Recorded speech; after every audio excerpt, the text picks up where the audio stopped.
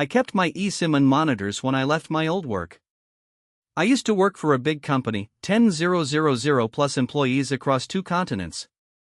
I worked in IT. When I got promoted to manager, I was offered a work phone, which I declined, but my director told me I needed to be contactable out of hours for major incidents, part of the job, no issue. So I opted for an eSIM, so I wasn't carrying around and caring for 2 phones, so I had my personal and work SIMs. It was great. They were on different networks with different infrastructure, so if I didn't have signal on one, the other one did. We had a fair use policy of 4 gigabytes a month, more than enough. The day after I left, they sent me a box to my house for my remote stuff. It was quite small, and inside had itemized list of my loaned assets, which had my laptop, dock, headset, but no monitors. I packaged it all up and sent it back, no further action. The IT department was disorganized AF, including the assets. I assume what happened was someone else must have collected my 2 screens from my desk and checked off the 2 loaned to me, and not checked the serials. I left the company 2 years ago, and I never removed the SIM. The monitors were Dell 27-inch 4K USB docks, about $800 each, and the eSIM still works, and no one's blocked it yet because I was the only person to ever give a damn about keeping the management page updated. My boss tried many times to audit and it always fails after a month, and action is only ever taken on the people who end up using mange gigabytes a month. I never use the SIM unless I have to, but the odd time I'm in a large building, up a hill, in a valley, etc., it's great because if I don't have service, that SIM does, and I can get away with using it for a day or 2 per month, knowing it'll never get checked and there's no record of the SIM being assigned to me. When I used to audit the SIMs, if we couldn't get hold of the owner, we'd block the SIM after 3 attempts. 2 years later, it appears no one is auditing the company mobiles, so for the time being, I have a nice backup data plan for emergencies, and 2 very nice screens that I was gifted when I left. I never told anyone I went to a massage parlor and paid for it.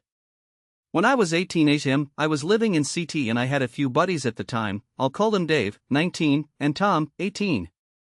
I had mentioned to Dave how hard it was to commit to my relationship because I felt like my girl, 19F, wasn't keeping up with her body anymore and was letting herself go.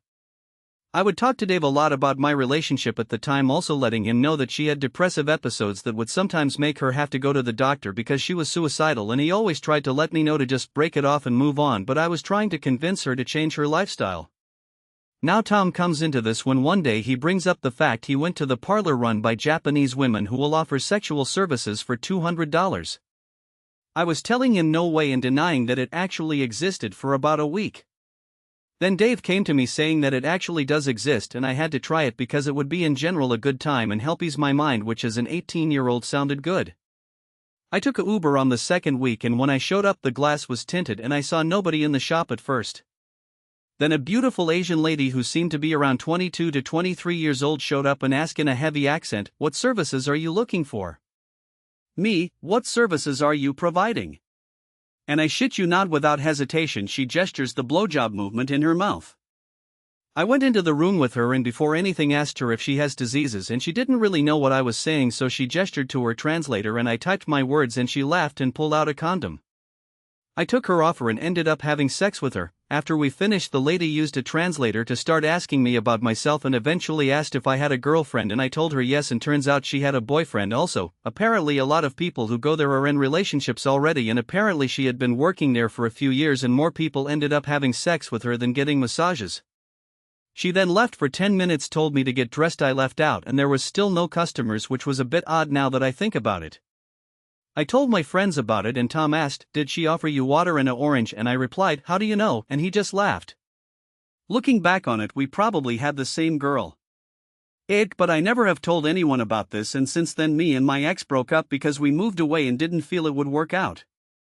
Now looking back on it, I feel bad I never confessed and wish I hadn't cheated because I'll never forget my ex edit. TLDR, I cheated on my suicidal ex with a sex worker because I felt she gained weight and I do regret it, and it was dumb. I felt if I could tell anyone it would be Reddit because I could confess my wrongs. My ex has since then contacted me a few times and she has lost weight, so yeah, she's doing a lot better mentally and physically. We have both moved on. No, I have never told her this and won't. Yes, this story is completely true. I have no reason to lie to you people, but it feels a lot better to get it out my head. It's been 2 years. Edit again. I'm updating the story as I remember it more, so sometimes I'll probably edit in more info, but it was a while ago, so prob not often. There's something very wrong about the woman under the bridge. When I moved to Philly for work, I knew the area wasn't great. Not run down enough to scare me off as a 6 square feet guy who used to work security, but not the kind of place you wander around at night alone either, whoever you were. My walk to work took me under a bridge every morning, and that's where I first saw her. She sat on a flattened piece of cardboard near one of the pillars, head lowered, hood pulled up. A "Please spare change for food" sign scrawled in pencil was propped up beside her. At first I didn't think much of it until I looked again. She had no legs. Not covered or hidden, just no legs. There were stumps above where her knees should have been.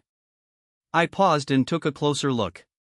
She couldn't have been older than her mid-20s, and that part stuck with me more than anything. Her face was grimy and she had mangled, unkempt blonde hair, but I could tell. You expect to see older people out there, but not someone who still looked like they should have been in college. I reached into my wallet and dropped a few bills into the cup beside her. She didn't speak, she just lowered her head slightly. Everyone else walked past. The next time I saw her was the morning after the weekend, in the same spot, sitting in the same position. This time when I gave her money, she looked up at me. Her eyes were wide with something that looked like panicked desperation. I hesitated. "You okay?" I asked. No response. I assumed she was pleading for more cash, so that's what I gave her. But that wide-eyed look still persisted as I slowly walked away. Later that day I got off work early and passed her again around midday, and this time she was looking down, as if trying to be invisible. It stuck with me for a while. The next morning, when I stopped again, she did something different. As I handed her money, she slipped something into my hand, a small folded piece of paper, gray and worn, like it had been through it. I opened it while walking. The writing was in messy pencil scribbles, and it was in English. I looked over it curiously and put it back in my pocket, assuming it was a thank you note or something. During my work break, I pulled out the note again and glanced at it curiously, wondering what it said.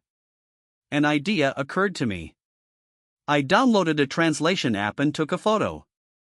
Then I uploaded it to the app, which detected the language Russian. A few seconds later, the English translation came back. "Do not give me money. Man is watching from other side, he see where you keep wallet. He wait for you when you alone. He make me do this." I blinked and read it again. A cold chill ran through me. I didn't take that route home, and when I got back, I called the police. Told them everything, the woman, the note, the warning. The voice on the other end barely reacted, sounding like it was just another Tuesday. Just said they'd get someone to check it out. Didn't ask for the note or any further details. No follow-up questions, no urgency, nothing. I hung up with no real optimism that they'd take any action. 2 days later, I went back early in the morning, just to check if anything had changed. The streets were still dark, completely empty at that hour. I had a fake wallet in my pocket and my pistol just in case, but I wasn't expecting to use it. I arrived hoping to see the area cornered off or at least some sign that the authorities had been there, but there was none at all. And she wasn't there. The spot under the bridge was empty. The cardboard and the sign were gone. I glanced at my watch and stood there, telling myself it was early, she might not be out yet. But where else would she be? After all, she slept here. I stood there longer than I should have, listening. The water beneath the bridge moved slowly, quietly. Then I heard something. Faint, like a voice. I turned my head in its direction, then followed it cautiously down toward the riverbank. As I walked, the ground became uneven, damp. I paused a few more times, listening closely, but I didn't hear the sound again. I almost turned around and left. But then I saw a dark shape out in the distance shift. It didn't look right. I took a few more steps towards it, and that's when I saw what it was. Someone was in the water. I rushed closer, and that's when I saw her, turning in the current as it washed over her face. I opened my phone torch and pointed it at her. It was the same homeless girl from under the bridge. She was tied up and barely moving. I waded in without thinking. The water soaked through my shoes instantly as I grabbed her and slipped my arm under her shoulder. I lifted her out of the water. She was slippery and cold. There was blood on her arms and down the front of her shirt. Her eyes flickered open as I pulled her out, dragging her onto the bank. Then her eyes widened and her hand grabbed my shirt. Weakly, but urgently. I realized she was looking behind me. Then footsteps. I reacted before I could even think. I didn't even stop to look. I pulled the gun out, turned and fired. The sound was deafening, cutting through the silence. Something hit the ground in the distance before I fully saw it. My heart racing, I swallowed and approached closer, both hands on the gun. A tall man lay twitching on the damp ground. I pointed my phone torch at him. He was dressed in black, mask over his face. Gun in his hand. If she hadn't warned me, I would have been dead. As I looked into his eyes, the realization dawned on me. This was him, the one using her, making her sit there, day after day, pulling people in. When she looked at me like that, she hadn't been begging. She'd been trying to warn me, and he must have found out about the note. I felt sick. Rage flooded in so fast it drowned everything else. I aimed at his head and fired. He stopped moving instantly, but I fired again. And again. I lost count. Each shot was louder than the last, splitting through the silence and the dark. I kept firing after it stopped being self-defense, consequences be damned. It took me a few seconds to catch my breath after the last shot. Then I rushed back towards the water. By the time I got back to her, she wasn't responsive. I dropped to my knees beside her and lifted her. "Hey, stay with me," I said, my voice breaking. "You're okay. You'll be okay." There was no reaction. I pressed my fingers to her neck, feeling for anything. "Come on," I muttered under my breath. I pulled out my phone and called an ambulance, trying to keep my voice steady as I explained the situation. Every second felt stretched thin. "It's okay," I told her. "You're safe now." But I didn't know if she could even hear me. And as I said it, I could feel a sinking feeling in my chest. The paramedics tried. They worked on her right there by the water, as I stood back watching them, but it didn't take long. She was pronounced dead on arrival. I still walk that route sometimes. Not because I have to, but because I can't stop thinking about it. I feel eyes on me every time I go back to that place under the bridge. Half the time I expect someone to step out of the shadows and come at me. I'm always ready for it now. I walk through it slowly, tense, waiting, listening for the smallest sound. But nothing ever since. People walk through it like nothing ever happened, just like every other part of the city. Most people never even noticed her. But now, some of them noticed the flowers I left where she used to sit. My mom handed out my number to other parents because I edited one scholarship essay. I live about 20 minutes from my mom and usually see her once or twice a month. In January, I helped my younger cousin polish a scholarship essay because she was panicking and I am decent at writing. It took maybe an hour, she submitted it, and that was that. Apparently my mom told people at her choir group that I was great at this stuff because 2 weeks later I started getting texts from numbers I did not know asking if I could just take a quick look at their kids' essays, personal statements, short answers, and one very cursed resume written entirely in third person. At first I thought maybe one parent had asked my mom for advice and she passed my number along once, which was already annoying. Then 3 folders showed up at my door in a reusable grocery bag with a sticky note that said, "Thank you so much. Deadline Friday." My mom had literally told people to drop things off with me because I work from home and can fit it in. I do work from home, but that does not mean I spend my afternoons fixing strangers' comma splices while eating yogurt at my desk. When I called her, she sounded genuinely confused about why I was upset. She said it was just writing and I was making it sound bigger than it was. What made me actually lose it was last Saturday. I was out running errands and came home to find my mom on my front steps with another parent and her son, doing introductions like I was some sort of free academic service she had launched. She had not even asked if I was home. She just brought them over because the essay was almost there and he needed one final pair of eyes. I said no, right there, and the mom got all stiff and said she had rearranged her afternoon because my mother told her I was unviable. My mom kept giving me that tight smile parents do when they want you to stop talking and cooperate in public. I told her, also in public, that handing out my number and promising my time was rude and she needed to stop. She later called me dramatic and said I made her look bad over something small. Maybe I did, but I am still finding random files in my email from people I have never met, so clearly she did not think this through at all. An entitled mom came to our house to ask why we never invite her son over, and somehow turned it into a whole accusation. I'm 24F and still live at home while finishing grad school, so I'm around a lot more than my younger brother is. He's 13, pretty quiet, very into gaming and drawing, and has a small friend group he's known since elementary school. One of those kids, Evan, started getting weirdly pushy this school year. Not violent or anything, just the kind of kid who acts like every boundary is a personal insult. He'd invite himself into plans, complain if other kids hung out without him, and once apparently told my brother that if they were real friends he should be allowed to come over whenever. My brother started pulling back because it was getting exhausting. He didn't have some dramatic falling out with Evan, he just stopped wanting him at the house all the time. A few weeks ago, Evan asked my brother at school why he never gets invited over anymore. My brother tried to be polite and said our parents were busy and we weren't really having people over much. That was mostly a soft excuse. The real reason was that the one time Evan had been here recently, he went into my brother's room, picked up stuff without asking, made comments about what games he should own, and kept wandering into other rooms like he was on a tour. He also asked me, twice, why I had so much nice makeup if nobody sees you at home, which is such a small thing, but it annoyed the hell out of me. Anyway, my brother was trying not to be mean about any of it because they still have classes together. Then last Saturday, around noon, our doorbell rings. I answer it because my parents were out grocery shopping, and standing there is Evan's mom with Evan beside her looking miserable. She didn't even really introduce herself properly, just smiled in this tight fake way and said, "Hi, I think there's been a misunderstanding between our boys."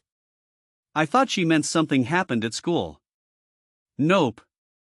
She said Evan had been crying all week because my brother keeps excluding him, and since children aren't mature enough to handle social issues, she figured she'd clear it up directly. Then she asked if my brother was home so the boys could work this out and maybe set up a playdate for later that day. I told her he was home, but this probably wasn't a good time. She immediately changed tone and said, "See, this is exactly what I mean. Your family keeps making excuses." Then she started listing examples Evan had apparently been keeping track of, like times my brother had played online with other kids, gone to the movies, or been at someone else's birthday. I was honestly stunned. She was standing on our porch, basically presenting evidence that my 13-year-old brother was not managing his friendships in a fair and inclusive enough way. I told her, as calmly as I could, that kids are allowed to choose who they spend time with, and that showing up at someone's house over this was inappropriate. She said excluding one child on purpose is a form of bullying and that maybe our parents needed to be more involved if this is what was being encouraged at home. At that point my brother had come into the hallway because he could hear everything. The second Evan saw him he looked like he wanted the ground to swallow him. My brother just quietly said, "I never said I hated you, I just don't want people coming over all the time." And this woman actually replied, "Do you hear how rude that sounds, like she was moderating a hostage negotiation?" I told her this conversation was over and shut the door. She knocked again, hard, and yelled through it that we were teaching mean girl behavior in this house, which was extra rich considering I'm a whole adult woman and had barely said 10 sentences to her. Later that evening she texted my mom somehow and framed it like we had humiliated her son for trying to be friends. I do feel bad for Evan because I'm pretty sure this was mortifying for him, and I wouldn't be shocked if half his behavior comes from having a mother who treats normal social boundaries like legal disputes. But I also don't think my brother should be guilted into hosting someone he doesn't really want around just because that kid's mom can't accept he's not everyone's first choice. My friend's mom reads his private messages and lost it when I said that wasn't normal. This happened a few months ago, but I still think about it because the whole thing got weird way too fast. I was at my friend's house one weekend, just hanging out in his room, playing games and half talking about random stuff. We've been close since high school, so I've been over there a lot and I know his mom pretty well. She's one of those parents who acts overly nice in front of other people, but in a very controlling way, like she wants credit for being relaxed while making sure every single thing is still on her terms. Usually I just stay out of it because it's not my family and I don't want to start drama in someone else's house. At some point my friend left the room to shower and forgot his phone on the desk. His mom came in a minute later to ask something, saw the phone light up, and just picked it up. Not in a hand this to him way either. She looked right at the screen, unlocked it with his passcode, and started scrolling. I kind of froze because I honestly thought maybe there was some emergency or she was checking if it was a relative or something. But no. She started reading his messages like it was the most normal thing in the world. I said, probably a little too bluntly, that's kind of messed up.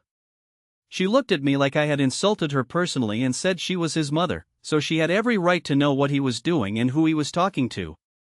I said I get being concerned about your kid, but reading private conversations when there's no actual issue is a lot. She immediately got defensive and started going on about how children have no privacy when they live under their parents' roof and how kids these days think basic parenting is oppression. What really made it awkward was that she had clearly read messages between me and him too, because she brought up one joke I had sent him earlier in the week and told me I was a bad influence.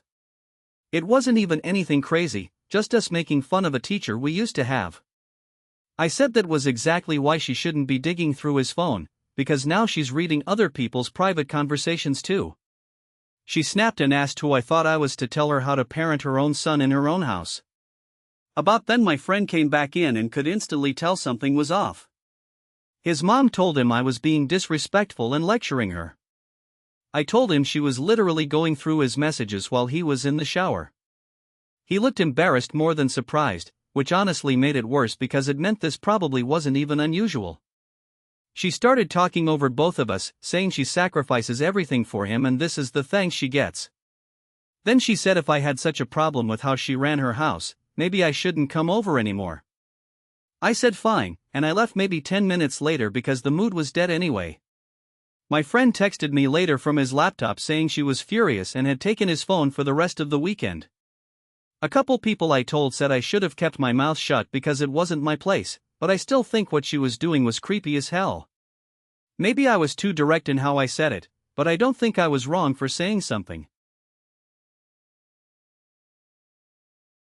I really think my manager is going to SA me, and I can't do anything about it. I, 18 male, have worked at this unnamed fast food restaurant for about 8 to 9 months now. My manager, 26-ish female, is touchy. She was before I was 18 and she still is. I'm terrified of her, I flinch when she walks behind me and I dread going to work just in case she's there.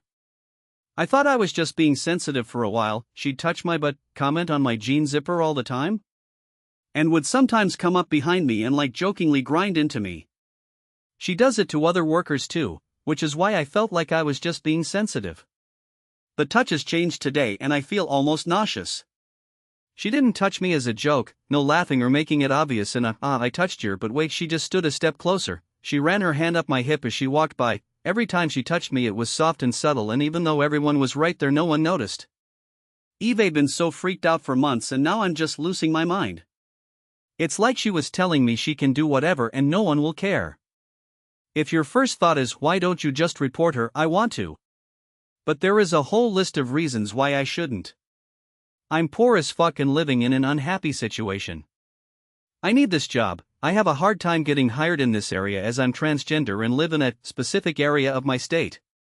My manager has worked here for 12 years, her sister is the assistant manager, and my GM was her trainer 12 years ago. Besides, she is a charming and funny person and honestly I don't think anyone would believe me over her. On top of that, I already got a manager fired earlier this year because he was sleeping with a much younger coworker and I reported it. My dad has been telling people I had a breakdown and had to move back home and none of it is true. I'm 33 and I moved back to my hometown about 8 months ago after taking a remote job that made it financially reasonable to leave the city where I'd been living for almost a decade. It was a deliberate, well-considered decision. I actually feel good about it. What I didn't anticipate was the narrative my dad started building around it. I've been finding out gradually through old friends and extended family that my dad has been telling people I wasn't doing well, that I had a really hard time out there, that I'd needed to come back.